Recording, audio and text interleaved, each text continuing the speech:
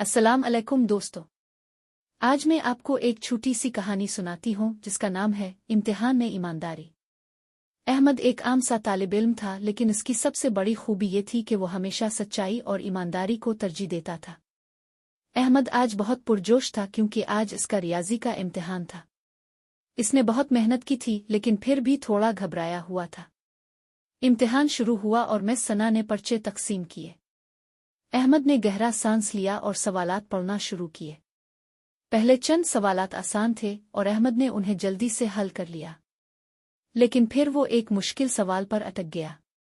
इसने बहुत सोचा, लेकिन जवाब याद नहीं आ रहा था। अचानक इसकी नज़र अपने बराबर बैठे समीर पर पड़ी। समीर चुपके से अपनी जेब से एक छोटी सी पर्ची निकालकर इस पर कुछ देख रहा था। अहमद के दिल में एक ख्याल आया, काश मैं भी समीर की तरह कर सकता। ये सवाल बहुत मुश्किल है और मुझे इसका जवाब नहीं आता। लेकिन फिर इसे अपनी उम्मी की बात याद आई, बेटा, ईमानदारी सबसे अच्छी पॉलिसी है। धोखाधड़ी से हासिल की गई कामयाबी कभी खुशी नहीं देती। अहमद ने गहरा सांस लिया। इसने अपनी पेंसिल उठाई और पूरी कोशिश की कि वो खुद से इस सवाल का जवाब दे सके।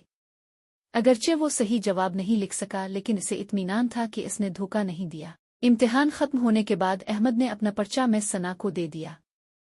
इसे मालूम था कि इसने एक सवाल छोड़ दिया है, लेकिन इसे अपने फैसले पर फख्र था।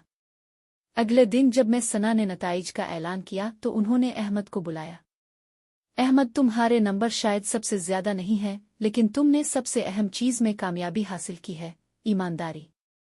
मिस सना ने मजीद कहा, मैंने देखा कि समीर नकल कर रहा था, लेकिन तुमने ऐसा नहीं किया। तुमने ईमानदारी का इंतखाब किया।